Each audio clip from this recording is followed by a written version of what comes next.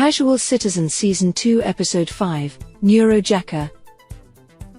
Welcome to Casual Citizen Season 2, Episode 5. I'm your host, Aliziana from alizianasworld.com. Casual Citizen is an ongoing series about the upcoming first-person MMO, Star Citizen, by Cloud Imperium Games. My show is a mixture of game commentary, lore discussions, tales of my adventures in the game's persistent universe, and fanfiction I write set within the Star Citizen IP. Please sit back, relax and enjoy. Begin transmission. The night bus is exiting stasis. Please secure all personal items. Departing the station in 3, 2, 1. The price of a seamless world. There's the dream of Star Citizen that was presented to us at the start. Chris Roberts' vision that impacts the scope and direction. The extravaganza of features that were added as a result of continued funding goals. And then, there's the backers' interpretation of what's been communicated filtered through their subjective lens. There's no shortage of opinions on what the game should be, and heaven only knows what it will be when it comes down to it. As an avid consumer of AAA MMOs from Sony's EverQuest, Amazon Studios' New World, and everything in between, there are several core aspects of Star Citizen I wouldn't have thought twice about not having. One in particular, that I feel, at least from the outside looking in, has cost the project dearly in time and effort. The necessity of a seamless world. Truly seamless MMOs are rare. Single-server versions, even more so. I can only think of a handful of truly seamless worlds, no loading screens. And if memory serves, all of them had multiple static servers you joined.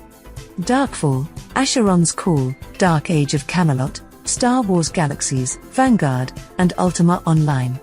EVE Online is a single-server MMO, but it's not seamless. The combination of being a seamless world and a single server is the unicorn blend.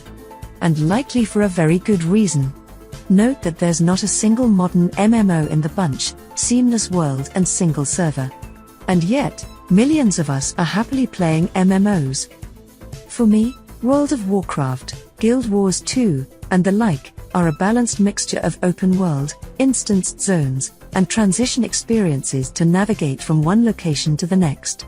Unlike Star Trek Online, WildStar, Pirates of the Burning Sea, and Lord of the Rings, I never felt boxed in or as if transitioning from one area to the next broke my immersion. When the game was actively being played, my server's community didn't feel hampered by the fact that it was a designated player list limited to a defined set of characters. Single server or not, if a game is dying, it's dying and it will feel like it is, it just takes a bit longer to get there. So while I can commend CIG for targeting the Holy Grail, the sheer amount of time and manpower producing the technical solution has to be significant. The amount of feature progression locked behind achieving it is substantial. And if it doesn't perform the way they hope or it's required to, the amount of time and resources spent to figure out something else will be no less consuming. Things like the actual moving elevators felt impressive when first demonstrated. The fact that they're still wonky this many years later is actually immersion breaking in a way that a transition screen is not. Without exaggeration, every time I interact with an elevator it comes to mind. When I see odd animation artifacts that have crept into the game, it's immersion breaking. It makes me wonder, was it really worth the effort? I don't see the value it brings to me as a character in the universe when I just want to get from point A to point B. I worry about the accumulation of the decisions around the seamless world rarity, compounded by the single-server unicorn, and what that combination cost the project in time and effort versus the more common approach of other popular and well-loved MMOs. What could we have had in the game by now, if not for those choices? I'm thinking quite a bit more. One of the things that continues to concern me about Star Citizen as a project is that at times, it seems like it's too heavily focused on building an intelligent universe and not a game. Having an awesome universe sim will be interesting, but if it doesn't yield a great game, I'm not really interested. We're starting to see glimpses of a game, but when I hear things are waiting for tech like Quanta to have an economy versus the static staleness we have today, I think, sure, that sounds cool, but other games achieve an economy without that just fine. We don't have to have quanta for there to be a dynamic feeling economy. That's an implementation choice that's been made. And yes, their game, their vision, I remain concerned about the accumulative impact of the holy grail choices, everything brand new, and existing won't suffice, and what it's done to the development timeline.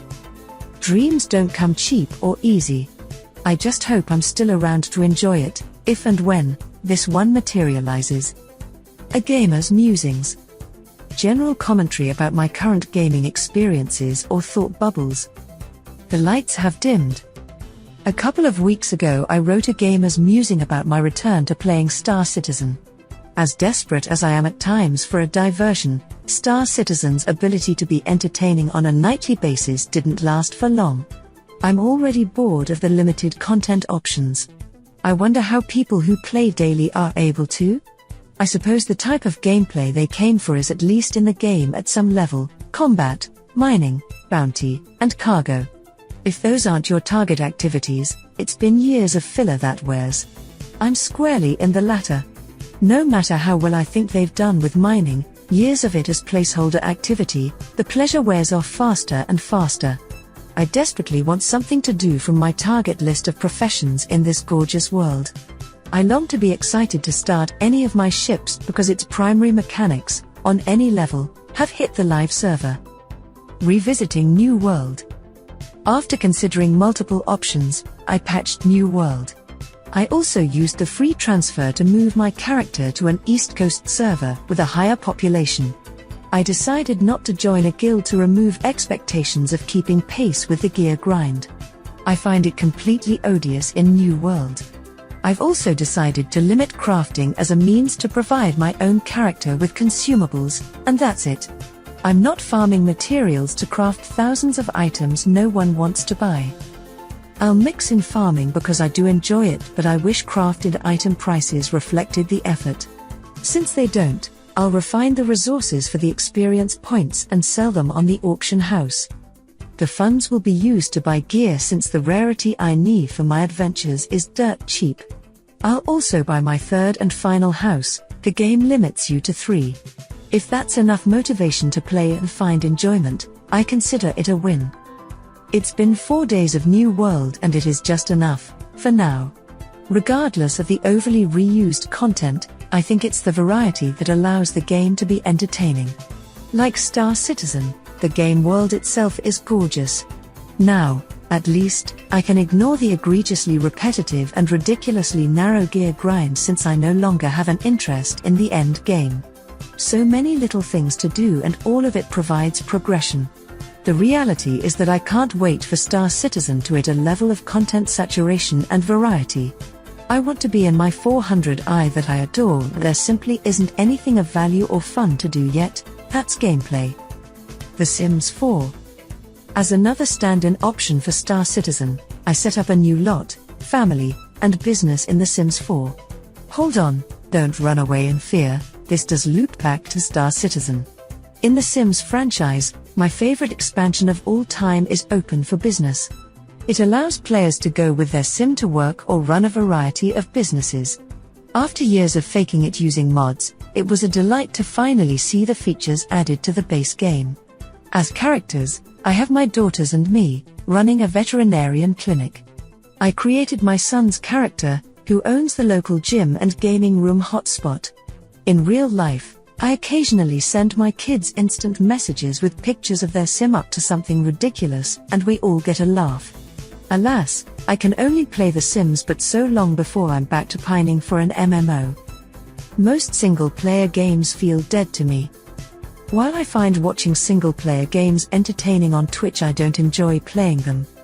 The worlds feel dead to me outside of the communal watching experience.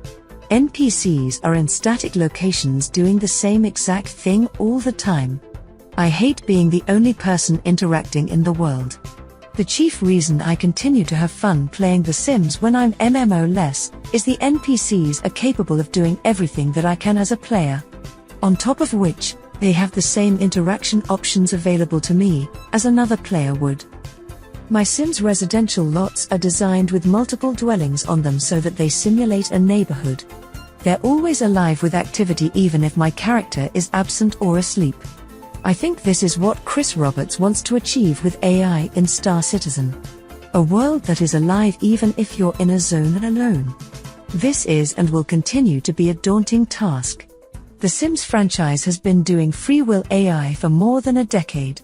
Even with a world limit of 80 characters, it's fraught with bugs, inconsistency, and sheer AI stupidity that we've learned to tolerate. Free will Sims are unreliable for completing simple tasks routinely. They take the worst route possible reaching a destination. Sure, they're standing in the kitchen eating when there's a table within reach.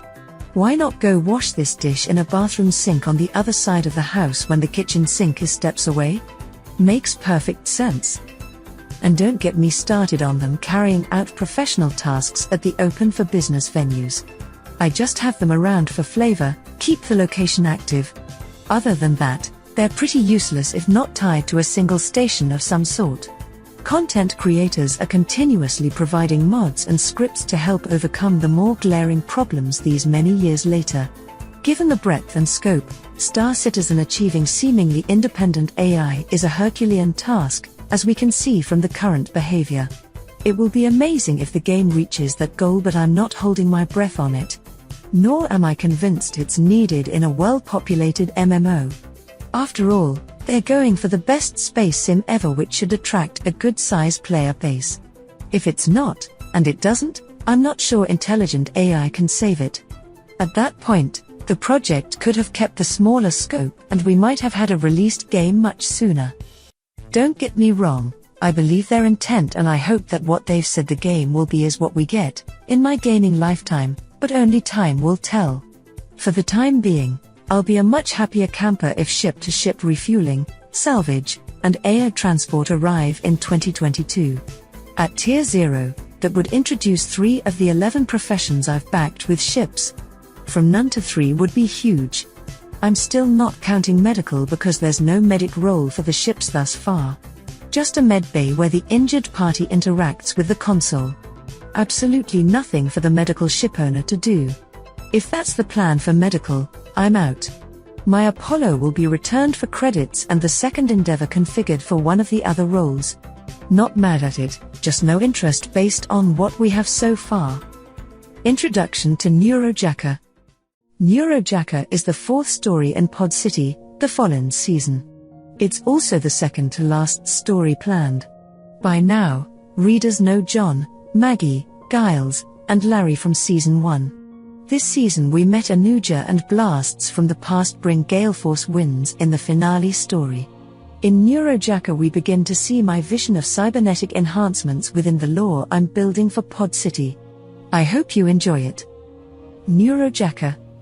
Giles lay on his side facing the wall, his lithe frame curved in on itself like a fetus. His body slept while his brain spelunked databases, newsfeeds, and cartography archives. His eyelids fluttered. Their rhythm, synchronized to the pulsing neurofibers encased in the flexible umbilical cord connecting the comm ring embedded at the base of his skull, to the information terminal set into the headboard of his cot. As he entered his first REM sleep cycle, his breathing became steady, and he snored lightly. In a few minutes, he'd be in a deep sleep. There was an inverse relationship between his level of consciousness and the neurojacking nanobot activity. As his wakefulness receded and he entered non-REM sleep stages 3 and 4, the nanits became more active. Most jackers experienced sensations of euphoria as their conscious will gave way to the autonomic control of the neurojacking ecosystem. Giles was not among them. In the blackness, his comm ring glowed as nanobots transferred information from an intermediary, highly customized computer system, into the data storage device implanted in his head. Around him, Pod City whispered the white noise of a resting station. Generators buzzed and rumbled the platforms. Life support systems hummed, emitting slightly astringent recycled oxygen. The exterior walls of his cabin resounded the occasional ping of space debris drifting through the web of magnetic shielding that repelled larger objects. In the 6 months since John and Maggie had approached him with an offer to finance the cost of having his comm ring repaired, he'd been consuming copious amounts of intelligence. It was essential to Giles that Pod City benefited quickly from the expenditure. Efficient use of time and resources were paramount to surviving independently in deep space. Giles' cybernetic enhancements and high competence as a neurojacker made him invaluable. He was the station's center of intelligence, amplifying the capabilities of the small crew that staffed it. In addition to their all-inclusive fee structure, Pod City's reputation for operating a high-security establishment that also provided valuable intel to their residents was a strong calling card. Outside the United Empire of Earth's security net and Terra's laws of safe operations, you were at equal danger from thieves and mismanaged mining and salvage debris. The 6-story bubbled habitat station now had a waiting list of specialists looking to acquire residential pods and office space. Over dinner, the crew often discussed how they might raise funds to expand the station without degrading the quality of services they offered. Asleep with the use of a mild sedative, Giles' nightly batch of data collection cycles started. At the end of each, nanobots scurried along their path, transferring high-value information into Giles' short-term memory bank. The rest was stored in his long-term memory and outputted into an encrypted document he could access from his datapad using a retinal scan. Commodities trace, the first procedure, commenced. He'd commissioned a hacking script that he later tweaked to probe the Trade and Development Division databases. An image of a woman floated into his thoughts. It was hazy yet familiar, a distant memory. Instinctively, his mind requested a search for more intel. However, the scripts he'd written included tight control sequences that acted as digital bumpers to reel him back in, redirecting his request back to the main subroutine. Thwarted, he rolled onto his stomach and grunted. Scanning the commodities database resumed. This section of the application gathered data on all buy and sell orders, pricing, sellers, customers, and routes. It even pulled the details of requisitions hidden in private queues awaiting formal execution. When he entered Pod City's information office, at the start of his shift, where he serviced as logistics and procurement officer, he'd know the most profitable products and routes in a 3-system radius from Terra. He'd also share commodities pricing with Trish, the station's mining administrator, to assist her in making decisions about what to prioritize at Pod City's mining claim. 2 hours 22 minutes, and 9 seconds later, the data collection cycle ended.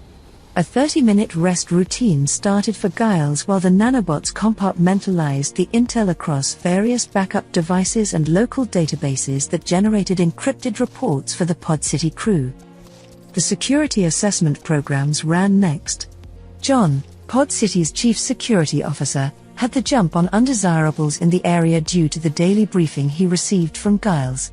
During execution, the tendrils of Giles' cryptogram hijacked intel from local security stations, comm arrays, and ship-to-ship communication channels. Like a stealth herald, the compact bug-shaped data runner manufactured by Drake, the hacking code covertly plucked nuggets of information and parsed it for relevance. The collection and parsing feed ran along without incident. While performing the routine scan of law enforcement bulletins, an urgent alert was posted in Pyro. A barren, lifeless star system overrun with criminal activity, security bulletins in Pyro were nothing new. Once a tourist spot for its eerie cracked moon, it now served as a staging ground for warring pirate factions. What made this broadcast special was the subject of the chase. Giles' body jerked on his cot. His subconscious mind recognized the pixelated face on the wanted bulletin. He knew that pinched expression with the buzzard-like eyes. His subconscious grasped at the feed, but a subroutine diverted the impulse. His brain forced attention back to the bulletin by entering a nearby conditional loop command. A prioritized abort signal clipped the data stream to cancel his attempt to redirect the programming. Giles ground his teeth in his sleep but let the parent program regain control and proceed with its standard protocols. Another couple of hours passed as his black market hacking system infiltrated ineffective security modules to mine data. Entering the last code branch, data mining began using his zombie network, a compromised set of computers he'd automated to surf the dark web. Here, he searched for new entities, people, ships, businesses, and ran an algorithm that determined possible threats or opportunities. Halfway into the routine, a batch script detected an anagram linked to Giles' name. A validation flag was triggered, forcing the batch to re-evaluate the information to ensure it wasn't an error. The validation check was successful. An anagram of his full name existed, Giles Alexander Kiever, tied to a series of scrambled images. The system injected the source file with decryption software. As the first photo began to resolve, the lights on Giles' comm ring flared. A woman's face slowly materialized. She had dark ochre skin that shimmered as though dusted with gold. Platinum blonde hair cut into an extreme mohawk, with the tail end swept over her shoulder. Giles' reaction was so strong it almost triggered an emergency shutdown sequence. An emotion-driven part of his psyche grabbed hold and attempted to retrieve details on the photo, but a series of abort imperatives kept superseding the fetch command. On his back now, his head twisted to one side, his body thrashed as his mind tried to circumvent the interruption. Nanobots ran forward and backward, colliding along paths as Giles' subconscious warred with the Neurojacker protocols he'd written. A primal urgency accessed a backdoor directive to override the main protocol that was issuing abort commands. Red caution lights flashed on the computer terminal that was part of his neurojacking system. Audible alerts sounded. A preemptive reboot sequence started just as Giles was about to crush the system's final abort attempt. The strength of the neurofibers gradually receded, and the data transfer nanobots entered into their sleep mode. His body calmed into a more deeply sedated state as an uncontrollable side effect. He let go of the bone he was after and surrendered control back to the jacking application. The lights on the terminal went black as the system rebooted. The room succumbed to complete darkness as the glow from his comm ring faded. When the system came back online, it entered into a predetermined dream state, his intent, to keep his brain occupied even when asleep. He eased into the data stream that carried him into Tayak, home of the Ark, established as a neutral repository of all galactic knowledge. His scan went to his most recent bookmark and continued his probe of the Banu Society.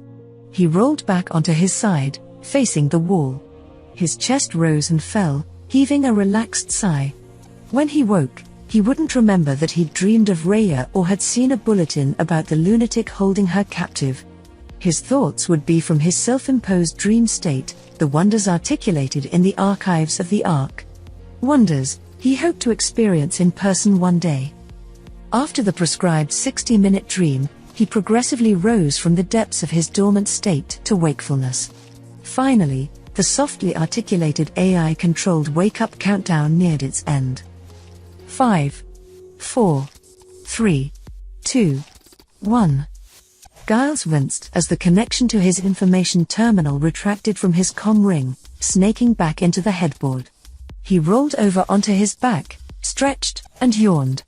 Through closed eyelids, he could see the lights in his cabin get steadily brighter. Technospace music with a complex electronic beat floated through the sparsely furnished room. His dreams of Raya were much less frequent since he'd hired on at Pub City. He worked himself to the bone, satisfied to obsess over something other than himself, or her. Along with Maggie, John, and the rest of the crew, he was focused on helping others reconstruct their lives out in the black, anonymous and safe from the demons in their closets. It would have behooved Giles to track the frequency with which his subconscious tried to overwrite his system protocols and monitor the number of forced shutdowns. On the other hand, perhaps he didn't want to know, considering it part of his plan to stop thinking about it. Forget the past. Live in the present, as they say. It's a wise sentiment, right up until the moment when the past kicks your door down like the gale force winds of a hurricane. The end.